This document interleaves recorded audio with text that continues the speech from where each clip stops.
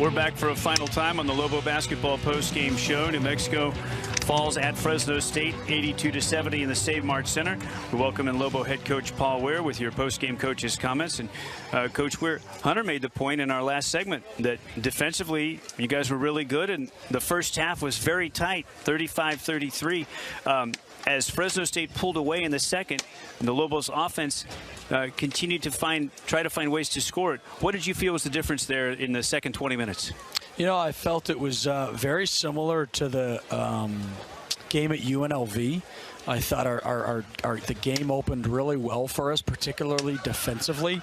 And just like UNLV, you know, you look up and the score is just closer than it really should be. We left a lot of layups on the off the board there. We had 6 missed layups at half, and unfortunately, you know, we shouldn't have gone in down 2. We should have gone in up 8, up 10, because we played that first 20 minutes was as good a 20 minutes as we've played all year. We couldn't make a 3, which is going to happen. We were, I don't know, 1 for 12 at half from 3, but it was the layups that really, to me, got us. And I thought we played a great 20 minutes, but when you come in and you're down 2 at half and you've played really well, you know, you want to duplicate another really good 20 minutes, but the reality is against a team of this caliber, it might not happen that way. And unfortunately, I thought for about an 8-minute stretch there in the middle of the second half, they got going. We just still are having a tough time finding a way offensively outside of Anthony to get much really going for us. And that's our challenge. Our defense has really responded here of late. I thought our defense was good against Utah State, gave us a chance to win. I thought our defense was pretty good tonight, gave us a chance to win. I thought our defense in a lot of games has given us a chance to win, not good enough to just go win. But unfortunately, until we can get more offensively, we're going to be continuing to kind of come up on the losing end of Coach, both teams struggled from the 3 in the first half. Yeah. But Fresno State seemed to adjust in the second half where they really didn't take very many threes. They really were using their ball handling, their dribble drive to get to the rim or get to the free throw line. Yeah. Were there any adjustments? I mean, I'm looking at Carlton Bragg's numbers, and he had 7 attempts for shots, and I mean, were there attempts or thoughts about I think their speed on the perimeter just it was a lot for us, and we talked a lot about it. We unfortunately, you know, when we were kind of trying to get the ball moving there, we ran some sets there in the early part of the second half to try and get them the ball, and quite frankly, we just couldn't get it in there. Either we missed them or we didn't, and we had a couple where I think we did miss them. But unfortunately, when you're a basketball player and you get pressured by another player, some guys, you know, don't have necessarily the ability to just be strong with it, see the post, put the ball on the floor. You know, your reaction when you feel pressure is just to start dribbling and just almost out of fear's the wrong word, but just being overwhelmed. And unfortunately, that's what they did to our guards, and they really pressured us on the perimeter to the point that the poor guys couldn't even see inside, you know. And Carlton was open, and we talked about it in multiple timeouts of guys, like, you got to be strong enough with the ball that even though they're pressuring you, you can still get that ball in there, because he was sealed and he was worked. working. Yeah, he was working. Yeah. He did. And like I said, we started running some sets there midway through the second half to try and get him one of those, but we went about 0 for 4 in a row of that. So then I went back to just trying to see if we could just get the ball moving a little bit and get it in there organically. But unfortunately, we couldn't get it in there. And I thought as the game went on, their guards and their pressure just kept getting stronger and stronger on ours. And, you know, we unfortunately just couldn't really shake loose enough to kind of make some stuff happen there. The minutes tonight, basically for Corey Manigault and Vladimir Pinchuk, kind of flipped. And was that something early in the way that Grimes was playing down low, or how did that play out as it more offense? You know, I think we needed to score. You know, Vlad unfortunately, you know, missed some right around the rim there early in the game, Corey missed one too, but then came back and made another one later, and which is shoot right now. Like I said, our defense isn't great, so I don't want to sit here and say, you know, we're this terrific defensive team, but I think our defense is giving us a chance to win.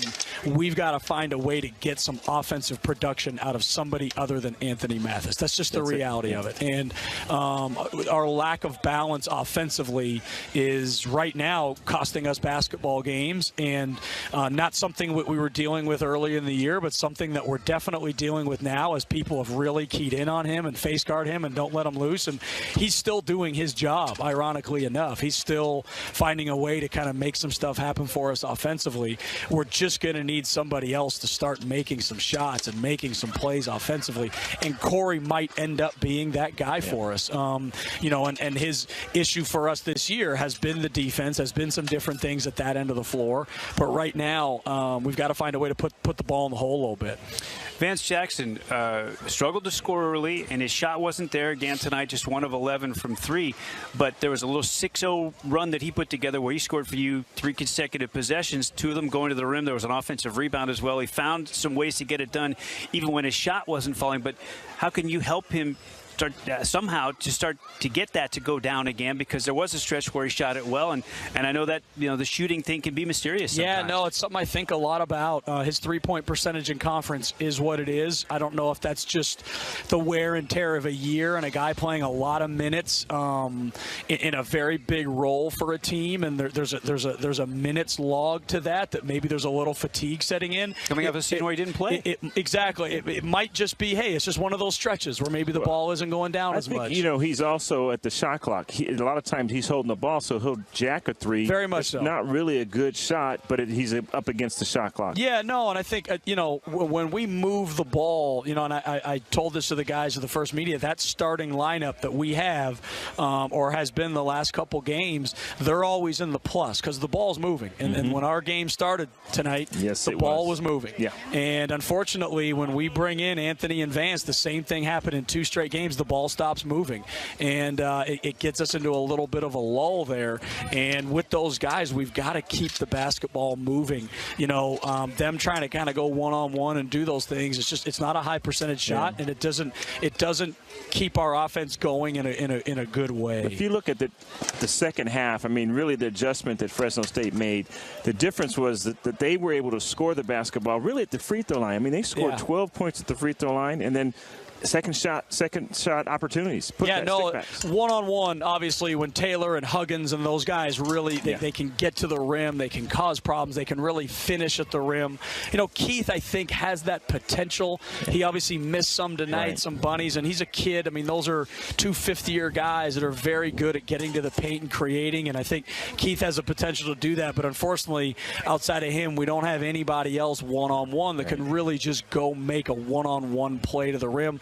And I thought Taylor and Huggins were both really good throughout the game. They were consistently driving and creating and doing some things that we've got to just rework ourselves offensively to where we can get some kind of offense from somewhere else other than Anthony. You told us pregame that Drew Drennan was available to play, had been cleared. He didn't play, just didn't feel in the flow of the game that it was the appropriate time? Yeah, I think, again, we're trying to find some offense, you know, and I think Drew obviously brings a great ball handler to the court, so we were prepared for them pressing and kind of giving us issues. But I thought we handled the press very well. I thought we took pretty good care of the basketball tonight. So as the game was unfolding, we just kind of stuck with the guys that we had. We maybe could have gotten him in. Maybe he would have given us a little bit of a different look. But just the way the game was unfolding, I was just hoping at some point, you know, and we had just a lot of really good looks at the rim tonight. There wasn't a lot of, like, you know, we were just overwhelmed and made bad plays. We had some good looks, and unfortunately just didn't go down. McQuatch did some nice things. He had 3 assists. He finished a couple of times at the rim. Only 2 3-point attempts on a night when you were struggling to score it from distance, and it's such a big part of what you do. Was he not aggressive enough in looking to get his shot off? Were there opportunities there, or what did you think as you saw it unfold? There was a little. I mean, shoot, he took 8 shots in 24 minutes. You know, like I thought he was actually looking to do stuff. I think Quatch's big thing is he's a scoring mentality guy, and there's times he's thinking score when that's not actually the look. There's actually a pass, and he's either driving something that isn't quite there or doing a little bit much, and just puts himself into trouble. And unfortunately, it spirals from there, and then he makes a bad play sometimes. But again, he's a kid. He's working through it. I feel feel really good. I just told the guys in the locker, like, I feel really good about everybody on this team and where they can go. We just have to get there. It's February. Like we can't still be making some of those same mistakes. And I thought we've been practicing very well. We're preparing very well. We're just not doing it in the games consistently enough to win a game like this. And we've got to do that at some point this year. It can't just be talking about all these guys and how talented they are and how good they're going to be. They need to be good now. They need to make these things happen now. And part of that's on me. And I told them, hey, that middle part of the second half where I probably called too many plays, that's on me. And I'll take the heat for that lull there offensively. But we all need to start to take the heat collectively for some things mistakes we're still making that we shouldn't still be making at this time of year. The last question. You've talked about the offense and needing to figure out a way to score and struggling again with that tonight. But Hunter and I were lucky enough to watch you install a defensive game plan and see it executed tonight, and very well, we thought, especially early. Yeah. You're very proud of the guys with that, I'm sure. Yeah, I mean, you were there, so we can talk about it. Unfortunately, they get to the other end in the second half, and the same thing happened at UNLV, and there's just not the same vocal talking happening from the bench of pointing guys through it. They start doing some of their own things on the fly, not out of selfishness, not out of anything other than just overwhelmed in the moment. And next thing you know, Keith McGee's following a cutter that he's not supposed to follow, or this guy's doing, and I don't want to say anything particular about Keith, but guys, and you're looking out there going, gosh, like there's only so much experience you can get out there at a time to just consistently follow a game plan, and they're on an island down there, and you're just sitting there going, please don't. And half the time you're going, gosh, he just did. And then next thing you know, they've got an and one at the rim. And those are those lulls that, like I told them, we've got to be able to trust the guys on the court to go out and do it. It can't always be we call a timeout. It can't always be we're sitting here talking you through it. They as a five guys on the court have to be able to kind of get possessions done on their own. Well, I think, again, it's positives to take from this one. It's a quick turnaround, 3 days in San Diego State at home. We'll be there with you. Yep. Thanks, guys. All right. Coach Weir, thank you very much. Lobo head coach Paul Weir, post-game coaches' comments here from the St. March Center in Fresno. Okay.